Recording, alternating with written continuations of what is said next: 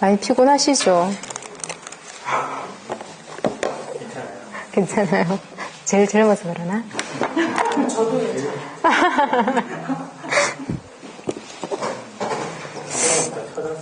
그래서 뭔가 다 이게 전체적으로 약간 이게 쭉 다운되는 것 같아.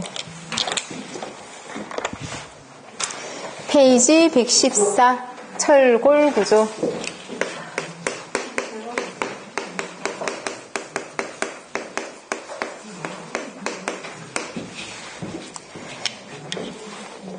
자, 114페이지 특성. 장점. 동그라미 2번에 소성 변형 능력이 크다라는 말은 다른 말로 하면은 어떤 의미입니까? 연성이 크다 또는 인성이 크다 같은 말이에요. 소성에 대한 변형 능력이 크다라는 말은 연성도 크고 인성도 크다라는 말이고요. 내진에도 유리하겠죠. 내진에도 유리하고. 동그라미 3번에 가볍고 장습한 고층화. 그러나 갈로 2번의 단점에 보니까 장점도 많긴 하지만 얘는 가장 큰 단점이 3번이죠. 좌굴. 좌굴이 잘 휘고 세장하다 보니. 다음 동그라미 1번에 열에도 취약합니다. 철은 열에 약한데 때문에 무엇을 해줍니까? 내화 피복을 해주죠. 그러다 보니까 유지 보수 비용이 많이 들고. 다음에 116페이지 갑니다. 116페이지에 강제를 표현할게요. 일반 구조용 압연 강제는 기호를 쓰면 SS. 용접 구조용은 SM. M은 마린이랬죠. 마린 바다. 바다 배. 배는 용접으로 붙이고 쓰는 거죠. 그래서 SM. 뒤에 숫자가 SM 200에 어쩌고 저쩌고 A, B, C를 붙습니다. 뒤에 있는 것은 샤르피 흡수 에너지 그를 표현하는데 여하튼 에너지 강도인데 이렇게 갈수록 큰 값 A, B, C, D 이래 붙는데 뒤로 갈수록 성능이 더 우수하고요. 동그라미 3번에 내후성이면 SM에다가 뭐가 더 들어갑니까? A가 더 들어가죠. 동그라미 4번에 이제 반딱반딱 각형이야, 각형. 그러면 SP, SR. 동그라미 6번에 건축 구조용 압연 강제는 SN. SN, 건축 구조용 압연 강제. 내진 설계에 많은 초점을 맞췄죠. 다음 건축 구조용인데 열간 압연 형광은 SHN.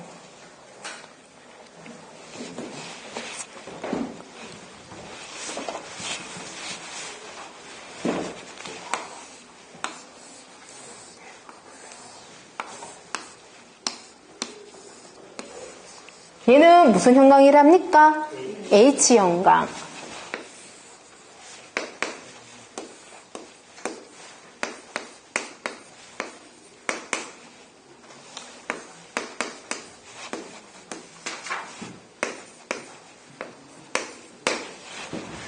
얘의 높이는 얼마?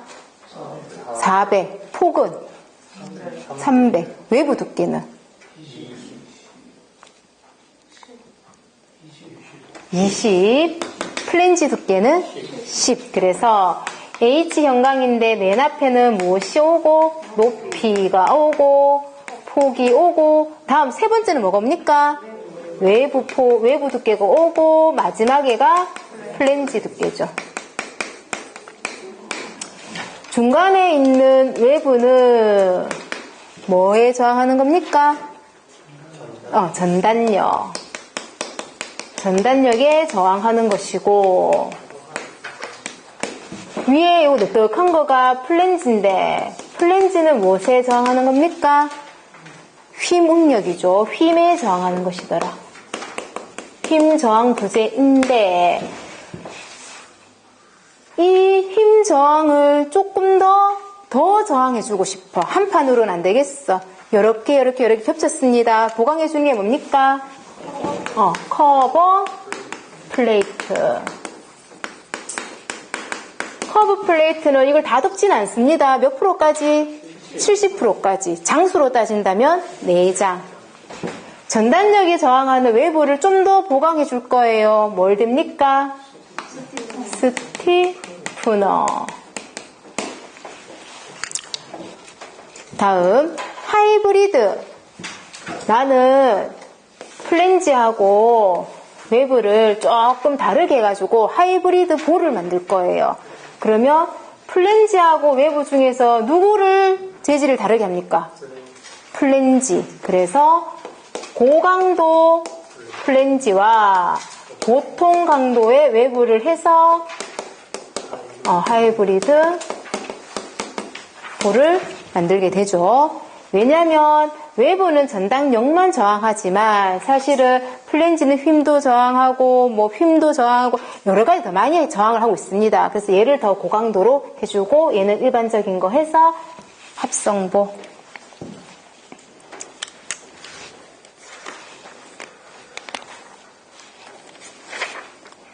(117페이지) 8페이지 넘어가서 119페이지 119페이지에서 강구조 접합 응력 정달인데 강구조를 접합할 때 할 수 있는 게 뭐 어떤 것도 있을까요? 용접해도 되겠죠. 또는 고장력 볼트를 이용해도 되고 또는 그냥 일반 볼트를 이용해도 되겠죠. 누가 가장 힘을 많이 받을까요? 용접. 다음 고장력 볼트, 일반 볼트. 만약에 리벳이 나와버리면 어디 끼워주면 되냐면 요 위치에다가 리벳도 같이 넣어주면 됩니다. 리벳은 지금 거의 사용하지 않으니까 얘를 빼고 생각한다면 요 순서가 되고 용접과 고장력 볼트를 병용하면 될까 안 될까? 내가 얘를 붙여 읽을 건데 한 면은 용접하고 한 면은 고장력 볼트를 하겠다. 원칙적으로는 하면 된다 안 된다? 원칙적으로는 하면 안 된다. 근데 만약에 해야 되는 상황이 올 수도 있죠. 하게 된다면 누구 먼저 하고? 네, 용접을 먼저 하고 용접 후에 볼트 체결을 해달라는 말이죠. 왜냐하면 볼트 체결을 먼저 해버리잖아요. 그러면은 이 부재 두 개가 볼트로 연결이 되었어요. 이 부재하고 이 부재가 볼트로 연결이 되었는데 용접을 합니다. 여기를. 그러면 변형이 되어버리겠죠. 그러면 열이 가해져서 늘어났다가 줄어들면서 이 구멍의 위치가 변해버립니다. 그럼 틀려요. 때문에 용접, 열을 먼저 가하고 식을 만큼 충분히 뒀다가 그 다음에 맞춰가지고 볼트로 구멍을 뚫어주는 거예요. 그래서 이 순서가 바뀌게 되면 헷갈린다 하셨는데 바뀌게 되면 그 이유에 대해서 만약에 바뀌었다고 했을 때는 구멍을 뚫었는데 열을 가해버리니까 늘어난 정도가 다르다 보니까 얘네들이 다시 구멍을 꼽으려면 안 맞아. 그러니까 열을 가해주고 식을 만큼 충분한 여유를 주고 다음에 볼트를 체결해줘야 됩니다. 거기에 해당되는 게 동그라미 4번 내용이네요. 부재 이음은 용접 볼트 원칙적으로 병용하면 안 되지만 만약에 하게 된다면 용접 먼저 하고 볼트를 해달라는 말이에요.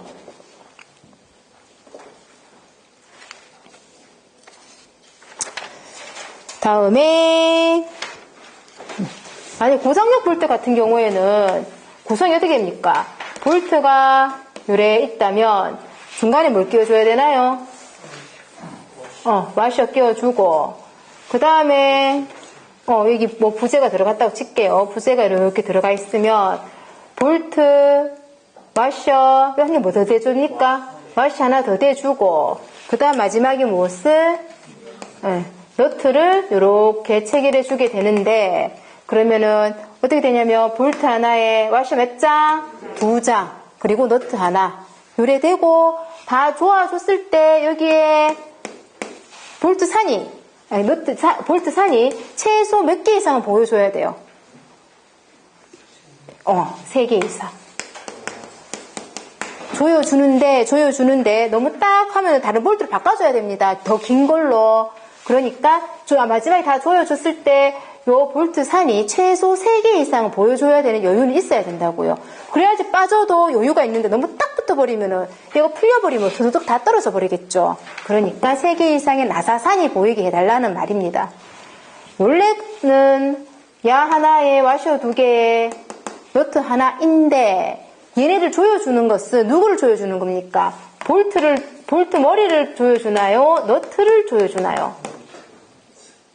너트를 회전해 주는 거죠. 너트를 회전하는 것이고, 원래 이렇게 짝꿍인데 어떤 애는 토크 전담 볼트 맞죠? 얘 같은 경우에는 하나가 없어도 됐었어요. 누가 없어도 됐지?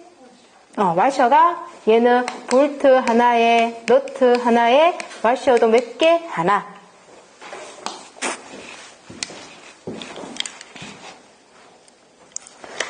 다음 120페이지 하단 용접 할게. 용접.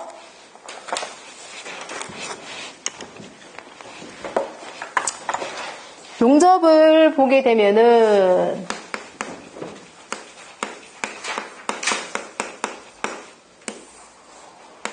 두 개의 부재를 맞대어서 용접합니다. 무슨 용접? 맞댐 용접. 2가지로 나옵니다. 맞댐 용접, 모살 용접 2개 있는데 지금 먼저 하는 것은 맞댐 용접에 대해서 할게요. 두 개를 용접하면서 얘네들을 맞대어 가지고 조금 잘라주죠. 여기 맞대 딱 붙어 있었는데 이걸 좀 갈든지 자르든지 해갖고 벌려주었네. 이걸 뭐라 합니까?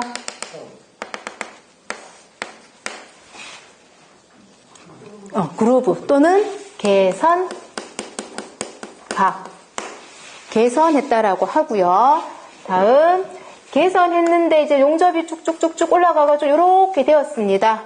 그래서 요 사이를 뭐라 합니까? 덧살 또는 여분. 그럼 실질적으로 요걸 빼고 요만큼 높이를 뭐라 합니까? 유효 목두께. 가장 밑에를 루트, 요 간격이 벌어졌다면 루트 간격 또는 루트면 또는 루트 간격. 이런 용어들이 나오는 것은 이제 맞댐 용접에서 지금 합니다. 용접을 했는데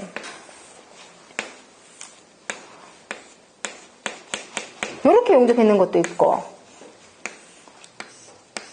이렇게 용접을 하는 경우도 있습니다. 그럼 야하고 얘를 봤을 때 유효 길이는 내가 용접했는 유효 길이는 A. 유효 길이가 얼마냐라고 묻는다면 얘는 당연히 얘겠죠. 얘는 수직일까요? 아니면 사선으로 갖는 사선 길이일까요? 둘 다 수직 길이로. 그래서 유효 목두께가 얼마냐라고 한다면 얘도 요 높이를 봐주셔야 되고 얘는 사선으로 갔지만 요 높이를 읽어주셔야 됩니다. 다음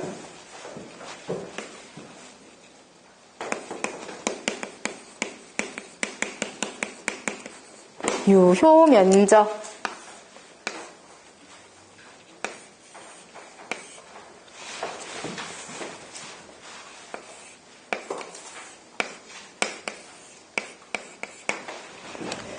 여기 용접을 하였습니다. 그러면 요만큼이 유효 면적이거든요.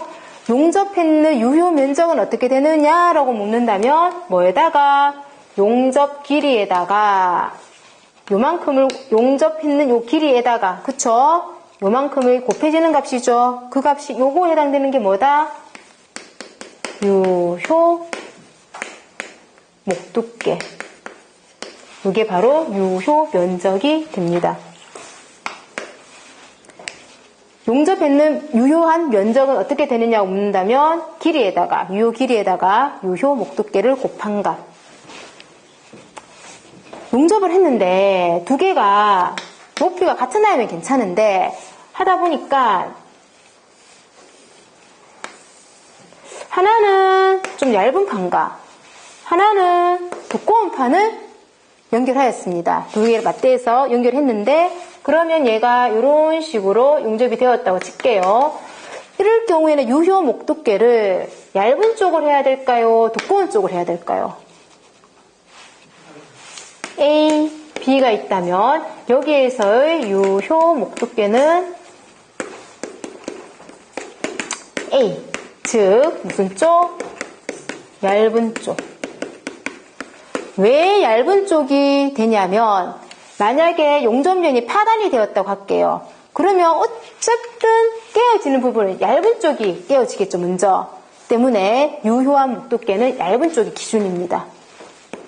교재에 없으니까 좀 시방선이 다 있거든요, 사실 용접 파트에 보면. 그러니까 거기서 좀 나올 만한 거, 그나마 그래도 시설개론 시험에 좀 나올 만한 거를 조금 몇 개 줄였으니까 우리 교재에는 없지만 조금 넓게 조금 알아두시면 좋을 것 같습니다.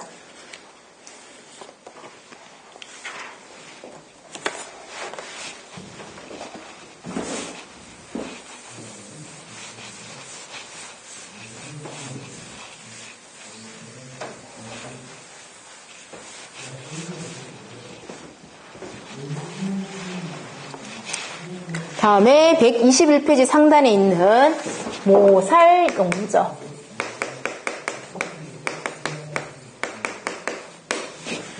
모서리 살을 같이 붙였다 해서 모살 용접인데 또는 필립 용접이라고도 합니다. 둘 다 같은 말. 여기에는 너무 간단하지만 교재에 좀 적어 넣어주세요. 이 부재랑 이 부재를 하나는 눕혔고 하나는 세워서 용접을 합니다. 그러면 이렇게 용접이 되었다고 칠게요. 용접이 되었을 때 맞댐 용접하고 똑같이 어떻게 되는지 볼게요. 했을 때 요만큼이 뭐다? 덧살 또는 여분.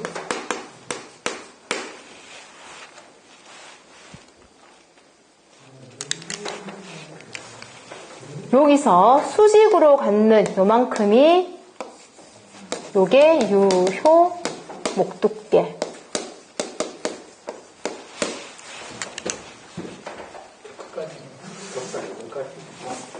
덧살은 요거 했을 때 요만큼만. 유효 목두께 끝까지가 아니고 요만큼만. 요만큼만. 수직 길이. 다음 요만큼이 모살 치수. 여기서는 요만큼이 되겠죠.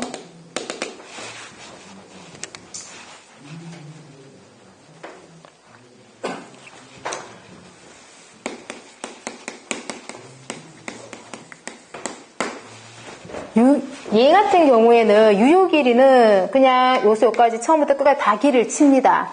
근데 모살 용접 같은 경우에는 유효 길이가 조금 다른데 부재를 만약에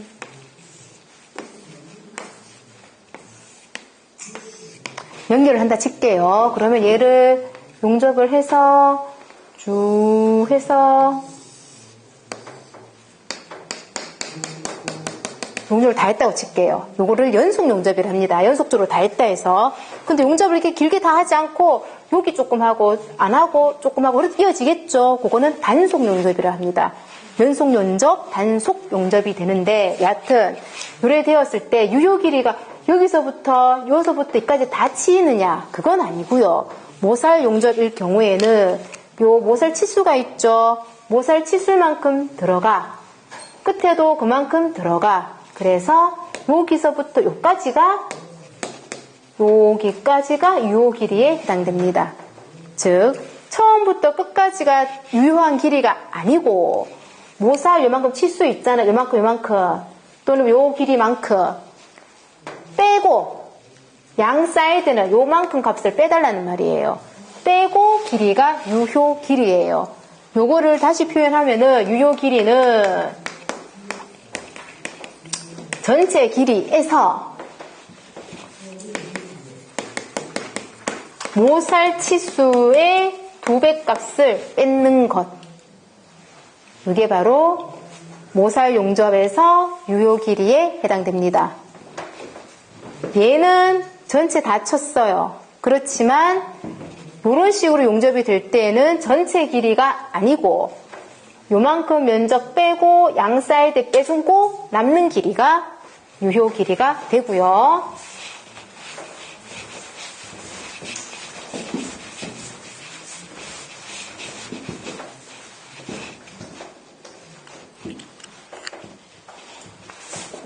다음 유효 면적. 요건 같습니다. 유효 길이에다가 이만큼에 해당되는 유효 길이에다가 유효 목두께.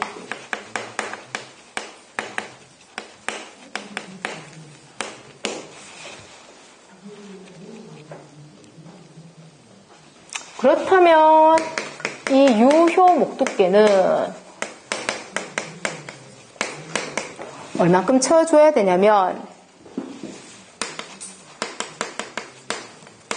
모살 치수에서, 모살 치수가 요만큼이었죠. 이 모살 치수에서 곱하기 0.7.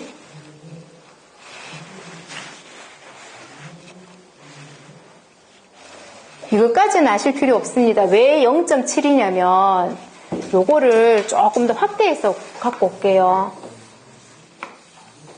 요래 되겠죠. 요래 되는데 블룩 튀어나온 부분이 요만큼이 여분이었죠. 그리고 유효 목두께는 여기서부터 수직이 내려와서 요만큼이 유효 목두께였습니다. 모살 치수가 A라고 했을 때 이제 여분값은 뺄게요. 보기 편하게. 1 피타고라스 1대 1대 루트 2니까 루트 2a. 내가 궁금한 값은 여기서 요만큼. 야, 나는 얘 길이가 궁금해. 그러면 요만큼은 반이 되겠죠. 2분의 루트 2a. 그럼 요 값은 어떻게 나왔느냐? 또 직각삼각형 피타고라스. 요 길이 구하려면 루트 대변이죠. 요거 제곱 빼기 얘 제곱이죠. 그러면 모르셔도 돼요. 제곱하면은 요거 제곱하면은 4분의 2죠. 2분의 1이죠. 앞에 1 있으니까 1 빼기 2분의 1을 하면은 루트 2분의 1이죠. 그러면은 루트 2분의 1 a제곱은 루트 나머지 a 나오죠. 루트 2분의 1 계산기 두드려 보면 요 값이 0.7이 나와요. 그래서 얘가 어디서 갑자기 튀어나온 숫자는 아니고요. 이런 과정을 통해서 나왔다고. 그냥 그런가 보다 라고 생각하시면 됩니다. 유효 목두께. 다음. 얘는 연속 용접이라 하였지만 만약에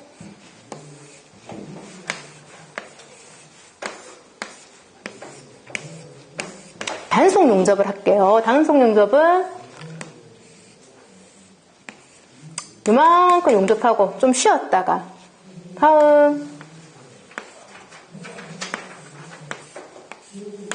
이만큼 용접하고, 그쵸? 연속적이지 않고 단속적으로 용접을 하였는데, 그러면 이 길이는 얼마나 해줘야지 이 용접했을 때 강도를 제대로 발현할 수 있느냐? 내 마음대로 요만큼 했다 이만큼 했다 아닙니다. 최소 여기까지는 해줘야 된답니다. 그 값이 얼마가 되냐면 요 길이가 용접으로서의 강도를 내려고 하면은 모살 치수 있었죠? 요거의 몇 배?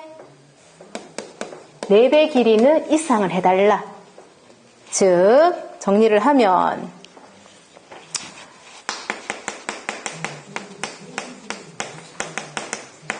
단속 용접 시 강도 기반은 어떻게 되느냐라고 묻는다면 모살 치수에다가 몇 배 길이 이상, 4배 길이 이상은 해달라. 그래야지 용접이 제대로 되는 거다.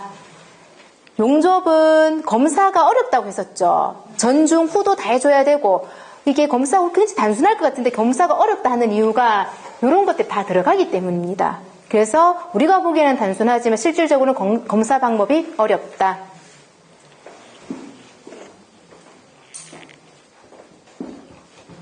그리고 만약에 용접을 했는데 길이 똑같게 할 수도 있겠지만 이렇게 용접할 수도 있잖아요. 이럴 때는 모살 치수를 누구를 해줄 것이냐? 긴 아도 있고 짧은 애도 있죠. 그러면 모살 치수는 긴 변, 짧은 변 어느 것일까요? 짧은 변이 기준입니다. 그래서 이 짧은 게 얘가 바로 모살 치수로 해줘야 됩니다.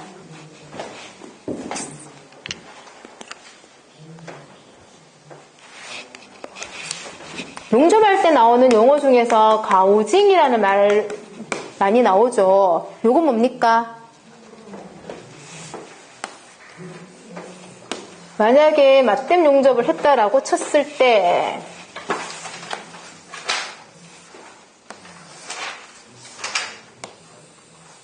맞댐 용접할 때 쳤을 때 용접봉을 넣어가지고 하는데 사실 요 끝부분은 정확하게 딱 채워져서 잘 안 된다고 합니다. 그래서 한다고 했는데 이렇게 쭉쭉쭉쭉 하다 보면은 요 끝부분은 완전 용입이 되지 않았습니다. 잘 되지 않기 때문에 하는 데까지 다 해주고 요 부분은 마지막에 다 굽고 나면 파내요. 긁어내고 이 홈을 다시 용접 반대편으로 해서 구멍이 났겠죠. 고면을 다시 용접을 해주는 것. 그게 바로 가우징.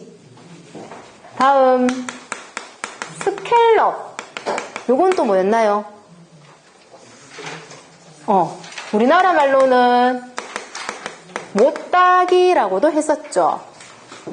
뭐냐면 나는 얘네 둘이를 맞대어가지고 요렇게 용접할 거야. 근데 때마침 어떤 부재가 요 위로 이렇게 올라가 버립니다. 그러면은 얘가 이 용접을 끊는 역할을 해버리죠. 그럼 안 되잖아. 그럼 여기를 구멍을 파갖고 얘네는 정확하게 이어주고 얘는 얘대로 여기서부터 여기까지만 이어주고 그래서 중간에 못 따게 해주는 거. 조개 껍질 이래 했었죠. 스캘럽. 다음에 용접하다 보면은 아크가 발생하죠. 아크 발생은 용접부 안에서 한다 안 한다? 아크 발생은 용접부 안에서 한다 안 한다? 한다. 당연히 아크는 이 안에서 발생해야 되겠죠. 바깥에서 튀면 안 됩니다. 그럼 엄한다 하고 있는 거야.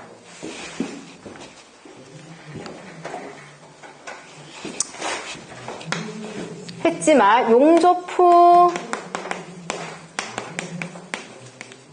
볼트 조이기를 해주고 다음 용접을 할 때 내가 만약에 모서리 부분을 용접한다라고 칠게요. 모서리 부분을 용접할 때 용접을 쭉 하고 있어. 좀 쉬어야겠네 하고 왠지 딱 반듯하게 맞춰주기 위해서 모서리에서 멈추면 된다 안 된다? 안 된다. 해도 쭉쭉쭉 가서 모서리 지나서 멈추는 걸로. 그리고 더 다음에 이어서 하도록. 즉 모서리 부분은 지나서 용접. 그래야지 응력을 더 잘 많이 받기 때문입니다.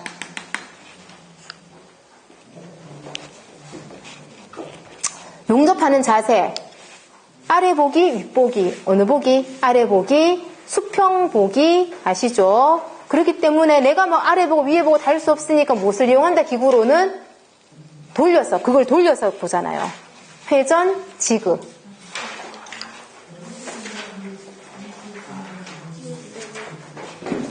다음 하나만 더. 맞댐 용접을 할 건데 나는 이 부재하고 이 부재를 맞댈 거예요. 용접을 시작합니다. 이 경계선에서. 여기서부터 막 하는데 사실 처음과 끝부분은 용접이 제대로 안 된다고 해요. 때문에 매끈하게 해주기 위해서 끝에 되는 것이 뭔가요? 엔드탭. 즉, 요 끝부분은 뭐가 많이 발생하냐면 크레이터의 용접 불량이 많이 발생하는데 요거를 안 발생해주기 위해서 여기서부터 시작하는 거예요. 여기서부터 시작해갖고 이만큼 용접을 다 해주는 거죠.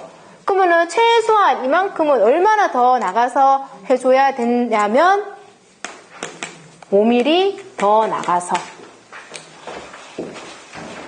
5mm, 50mm 즉 5cm 더 나가서 즉 엔드탭을 대긴 되는데 알고 있었잖아 우리요. 엔드탭을 대는데 그러면 최소한 얼마 더 5cm요. 50mm 더 나가서 시작을 해서 쭉 가달라는 말이죠.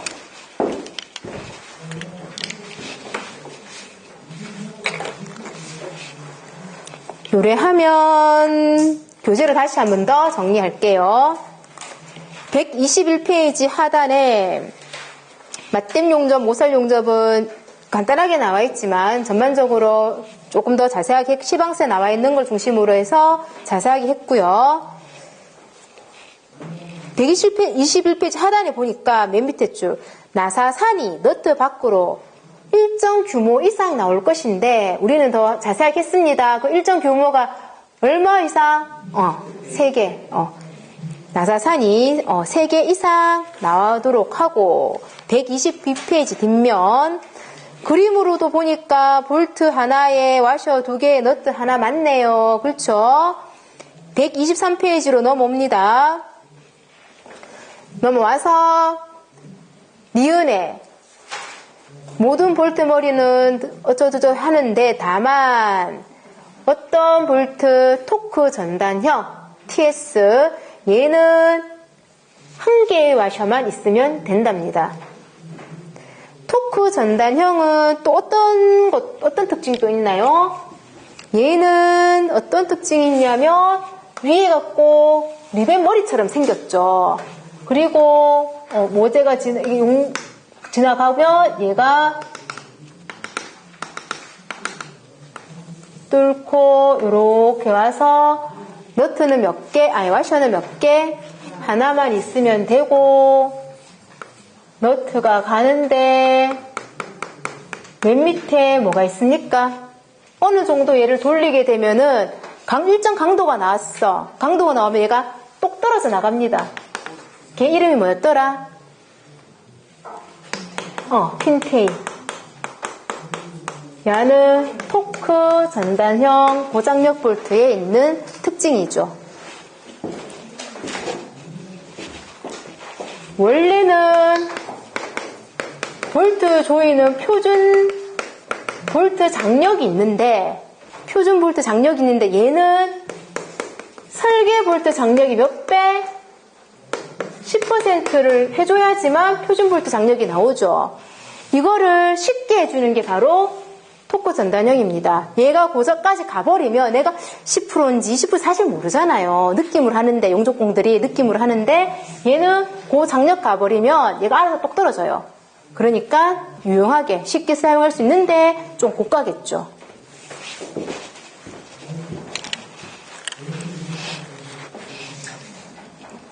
니은이 그 말이고요. 디귿에 플러스 3, 마이너스 3% 오차범위도 있고 리얼에 같은 날 해달라는 말이고 그래 강도가 거의 비슷하게 나올 거니까 비읍에 보니까 볼트를 조일 때 내가 원하는 장력, 표준 볼트 장력을 얻으려고 하면 설계 볼트 장력이 몇 프로 증가? 10% 증가. 동그라미 3번의 볼트 작업은 어디에서 어디로? 중앙에서 단부로. 말뚝은 반대라고 여러 번 얘기했습니다. 볼트를 조이는 기계 이름이 뭡니까? 임팩트 렌치. 볼트 조이는 작업은 조용히 될까요? 시끄럽게 될까요? 굉장히 소음이 크다라고 했었죠. 뒤로 쭉 넘어가서 125페이지에 볼트는 여러 가지 지압력, 마찰력이 있지만 마찰력이 제일 크게 작용하게 되는데 이 마찰력을 더 잘 작용해 주기 위해서 125페이지 갈로 2번에 동그라미 2번에 니은 거기를 좀 거칠하게 줍니다. 그걸 뭡니까? 숏 블라스트 또는 샌드 블라스트. 즉 표면을 거칠게 처리해서 마찰력을 업 시켜주는 거죠.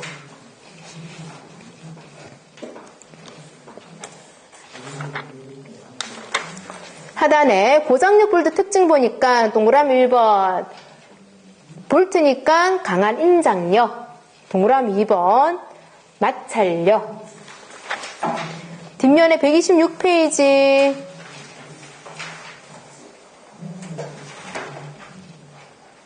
동그라미 6번에 피로 강도가 높다라는 것은 어떤 의미라고 하였나요? 피로 강도가 높다. 왠지가 안 좋은 말 같지만 좋은 말이죠, 사실은. 피로에 대한 저항력이 크다라는 뜻이죠. 즉, 반복 하중에 의해서도 강도를 충분히 다 나타낸다는 말이죠. 즉, 반복 하중에 의해서도 강도를 나타낼 수 있는 피로 강도가 높다. 너트는 풀리지 않는다. 하단의 용접의 특성, 장점에 모재의 결손이 없다. 볼트는 어떻습니까? 구멍이 뚫히죠, 모재가. 그러니까 걔는 결손이 있는 겁니다. 얘는 모재의 결손이 없다. 단점 등등등이 있지만 동그라미 4번에 보니 검사가 어렵다. 127페이지 하단에 용접시공 일반사항에 동그라미 1번에 잔류운력이 어떻게 적게 발생하도록, 동그라미 2번에 가능하면 그날 다 끝내주고 정진 해달지 말고, 그렇다고 해서 모서리 부분에서 정지하면 된다 안 된다? 안 된다. 둘러가라 하였습니다.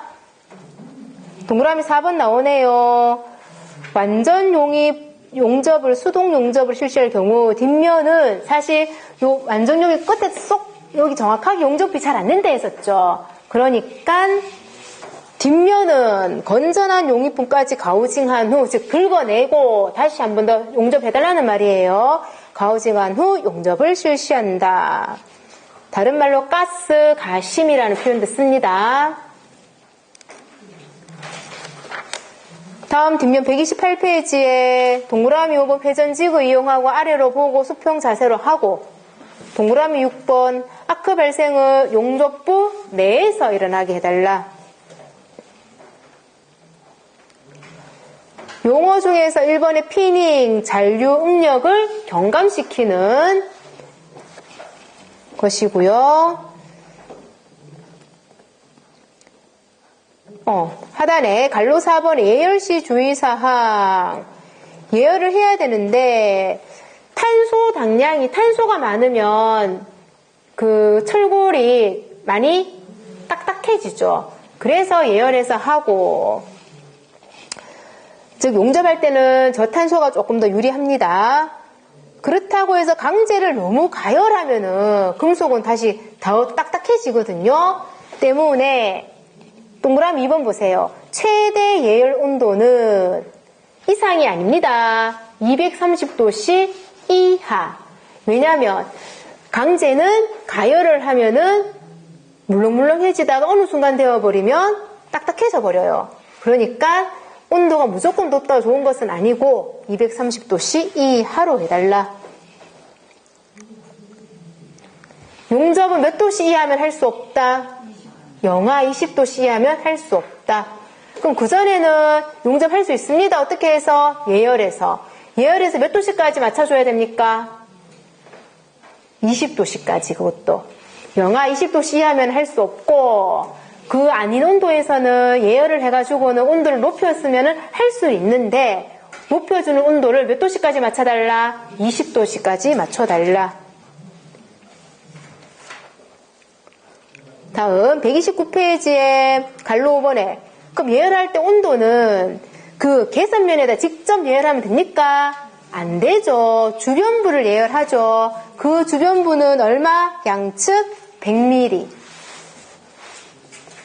계산면 직접 가열은 하지 않습니다. 다음 130페이지.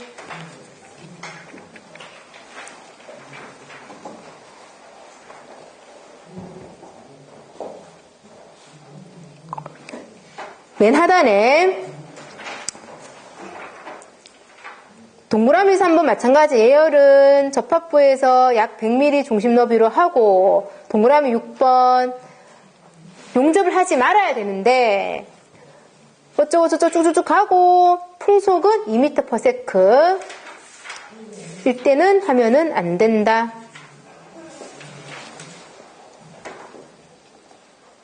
131페이지 철골 용접의 용어 설명 한번 쭉 보시고요. 동그라미 7번에 엔드탭 했습니다. 몇 cm까지 더 해달라? 5cm.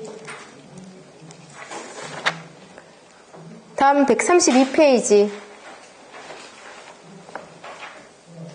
용접 결함 있죠? 쭉 보시면서 정리를 하시되, 거기 보면은 용접을 요리했는데 구멍이 생길 수가 있잖아요. 구멍이 표면에 생기는 것은 뭐랍니까? 피트. 내부에 생기는 것은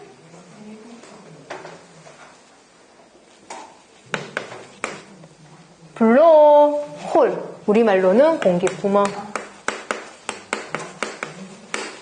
다른 거를 읽어보시면 되는데, 뭐, 요 정도 보면은, 구멍이 생길 수 있는데, 표면에 생기는 구멍을 피트라 하고, 내부에 생기는 구멍을 공기구멍 또는 블로홀. 언더컷, 용입 부족, 오버랩, 슬래그, 피트, 공기구멍, 크랙, 크레이터, 은점. 정리하세요. 다음 134페이지. 용접부 검사는 전중후도하고 까다롭다. 그 중에 갈로 2번에 비파괴 검사도 있는데, 일단 유관 검사하다가 파괴하지 않고 비파괴 검사를 하는데 무엇이 있습니까? 침투 탐상법, 자분 탐상법. 요거는 표면을 볼 때. 내부도 보고 싶어요. 그러면 135페이지로 넘어가죠. 방사선이나 초음파.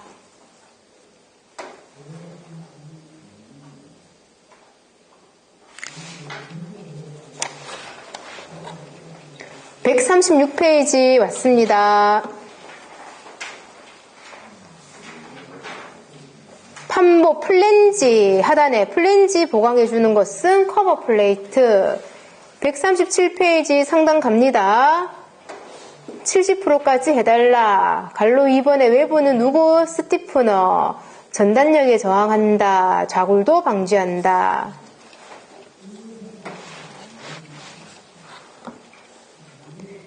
(138페이지) 넘어가서요.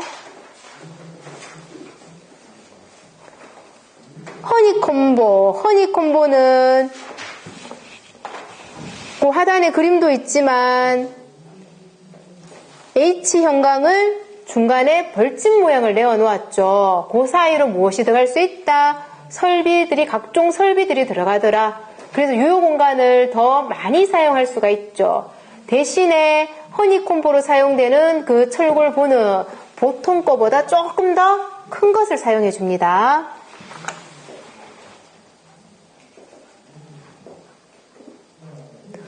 갈로 4번에 하이브리드보 나왔네요. 누구가 고강도로 사용된다?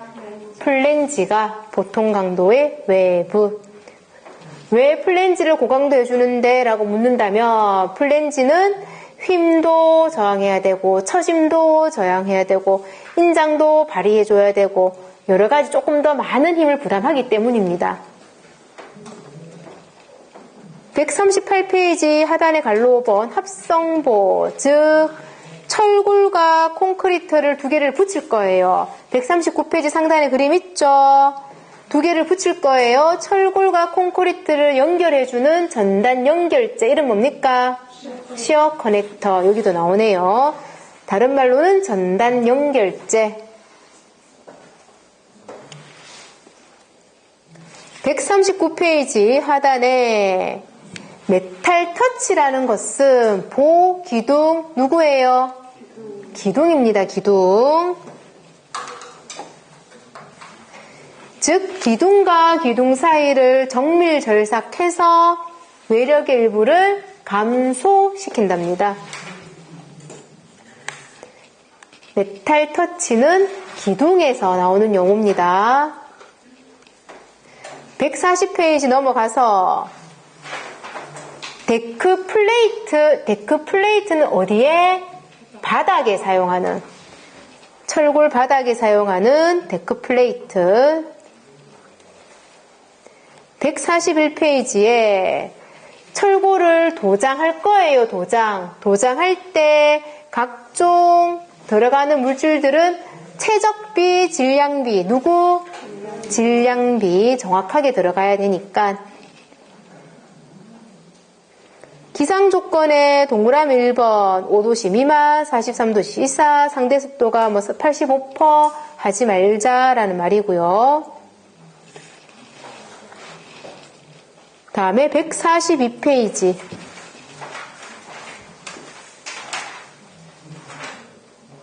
내화 피복. 내화 피복에서 표 나오죠, 표. 각각의 종류는 기억해 둬야 된다고 했었죠. 내화 피복을 할 것인데, 도장해서 하면은 도장공법이라고 하죠. 내화 도료를, 즉, 여기에다가 H형광에다가 내화 도료를 뿌리면 불이 났을 때 어떻게 한다? 얘네들이 부풀어 오른다 하죠. 그래서 얘를 보호해준다는 말이죠. 그게 도장공법이고 팽창성 도료. 습식에는 타설, 조적, 미장, 뿜칠 공법이 있고, 건식에는 성형판을 붙이다든지 휘감기 또는 세라믹을 하고, 합성에는 있습니다. 그러면 압착공법은 도장공법에 들어가나요? 안 들어가나요? 안 들어간다 했죠. 이게 지금은 구분이 되는데 만약에 도장은 습식공법이다 OX, 도장은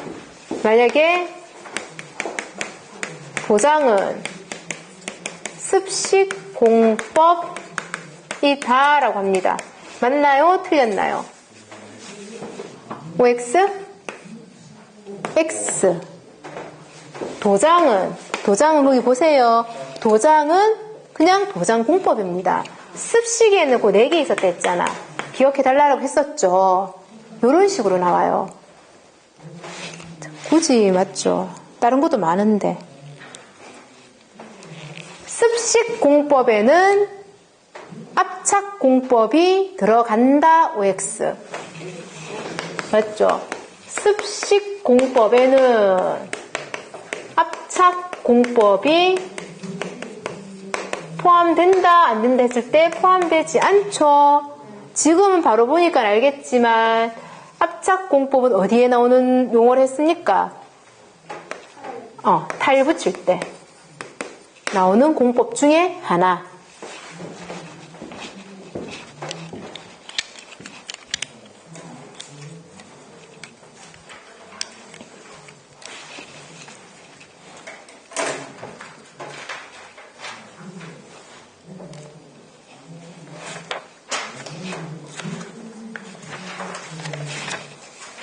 이렇게 쭉 해서 4장 하고 다음 148페이지 조적 구조.